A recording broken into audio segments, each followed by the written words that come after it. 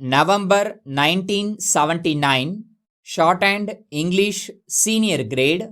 Get ready for the dictation. 10 seconds. 5 seconds. Start. I thank you heartily for the affectionate welcome that you have given me in this city. It is not the first time that I have come to Madurai.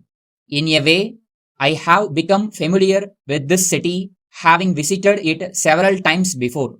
I remember that on a previous occasion also, you had very kindly presented me an address of welcome. Many changes have taken place between that day and today. Those who had seen Madurai in the year 1950 when I came here for the very first time, and those who see it today will realize that a tremendous change has taken place in the interval in this city and in the country at large.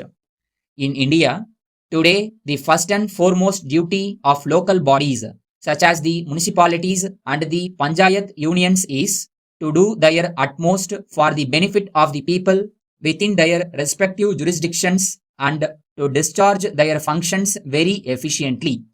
The degree of efficiency is, in fact, the only test of their success. I think that their main concern should be sanitation and conservancy, the running of hospitals, the provision of education, and the supply to good, healthy, and clean food, including milk. Besides these, the municipalities should pay special attention to improving the condition of the poor people who at present live in slums within the municipal areas. The function of the panchayat unions is usually to keep the roads in good condition, to maintain and run hospitals, and to provide education.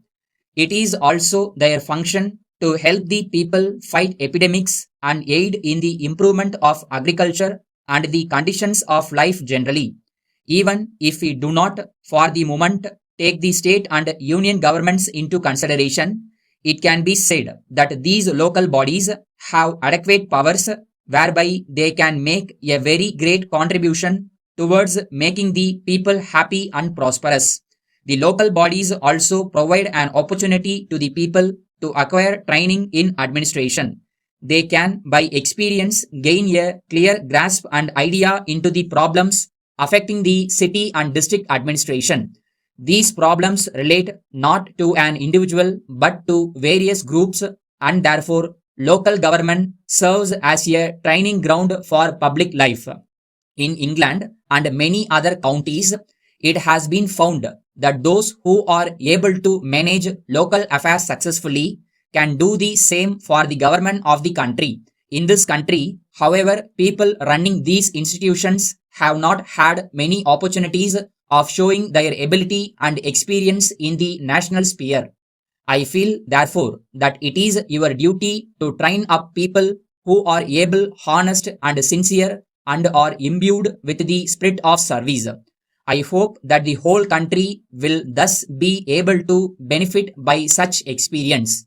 Our people now have complete power and sovereignty in their hands, and it is for them to make or spoil the future of the country.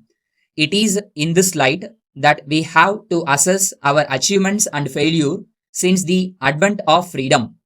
People very often complain that there is still poverty in this vast country and that things are still very much what they used to be before we became free. If you think in terms of these complaints, you will naturally begin to think that there has been no change. I would therefore urge on you that while thinking of the present situation, you should keep in mind the short time we have had to improve matters.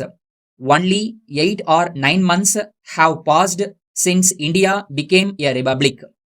Letter dated 25th November 1975 from the President, the Indian Bank Staff Association, Lingi Shetty Street, Madras, to the Secretary, the Indian Bank Limited, Netaji Road, Madras. Dear Sir, I have been instructed by the representative committee of the above association to address you as follows.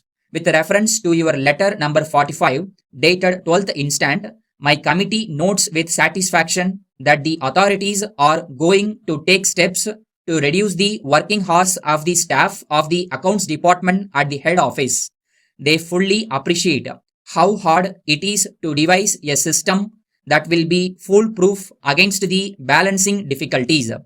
They suggest, however, that one of the best ways of solving the problem is the appointment of a late duty staff. The clerical staff leave rules provide that 14 days leave on full pay shall be earned for each year's service, cumulative up to 1 month. My committee requests that such leave should be made cumulative up to 2 months instead of one as at present, and to instruct the heads of departments to consider leave applications more favorable than in the past. In conclusion, my committee hopes that the above suggestions, the implementation of which is essential for the early improvement of the general working conditions of the bank employees, will be received by the authorities in good spirit. We hope you will be pleased to issue favorable orders on our above representation. Yours faithfully,